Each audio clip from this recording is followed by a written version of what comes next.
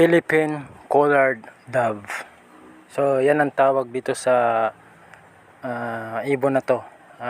Iba tawag nila dito sa amin, kurukuko, o madaming tawag sa iba-ibang probinsya o ibang lugar dito sa Pilipinas. Pero ang English name nito ay Philippine Collared Dove. So tinawag siyang Philippine Collared Dove kasi yung black niya na parang collar siya. Yan yung origin ng pangalan niya. Diyan niya nakuha yung Philippine Collared Dove.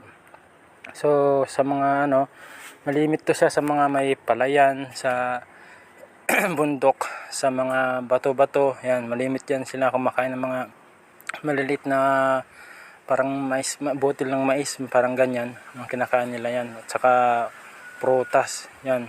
Pero moron sila yung parang sa mga bato-bato, yun ang kinakain nila. Sa